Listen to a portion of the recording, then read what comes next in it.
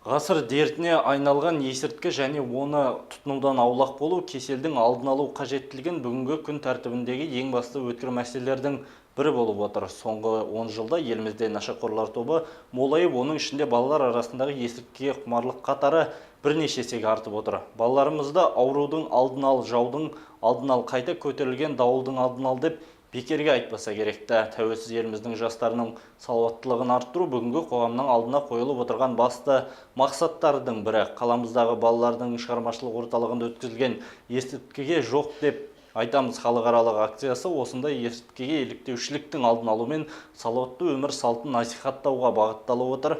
Хадиша Мұқанның бейнесюжетіне зер салсақ. Талай жеткіншек нашақорлықтың салдарынан қауіпті кеселдің құрбанына айналып, жыл сайын ата-ана туған туысқандарына қайғы қасірет әкеліп жатқаны жасырын емес. Есірткіге еліктеушіліктің салдарынан талай отбасы күйреп, балаларының дертіне дау болар амал таппай мынау өмірден түңіліп, енді бірі өз-өзіне қол жұмсап, тіптен бірі бір атым есірткі үшін аяусыз қылмысқа барып жатқан жастар туралы бүгінде әлеуметтік желілер мен бұқаралық ақпарат құралдары үздіксіз жазып жатады.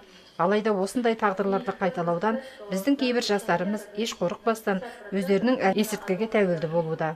Аталмыш акцияны ұйымдастырып отырған нашақорлықпен күрес басқармасы мен оқушылардың шығармашылық орталығы залға жиналған жасөспірімдерге арнайы есірткінің зияны мен әкелер қасіреті туралы фильмдер көрсетіп, нақты мағлұматтар берді.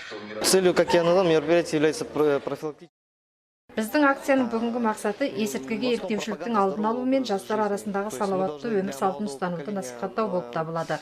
Бұл акция бүгін халықаралық деңгейде өткізілуде. Акцияны ұйымдастырушылар жиналған жасөспірімдерге нашақорлықтың әкелер кеселі мен зардабы турасында кеңінен сөз қозғап, нақты мысалдар келтірді.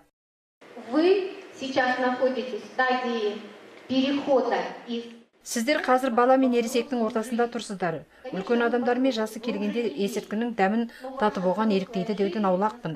Не нәрсеге әуестену ол осы сіздердің балғын шақтарыңыздан басталады. Бүгін дәмін таттым, ертең қоя саламын дегеннен аулақ болу керек. Бүгін дәмін татқан нәрсенің ертең де дәмін татқыңыз келіп тұратыны белгілі, ал оның соңы тәуелділікке келіп соғады. Сондықтан бос уақыттарыңызды қалай және кіммен өткізесіз? Ертеңіңізге деген жауапкершілік қандай? Міне осы жағына қатты назар аударған дұрыс деп ойлаймын.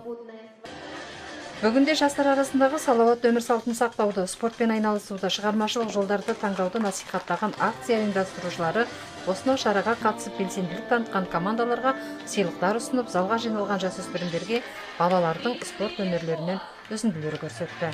Хадиша Мұқан, Руслан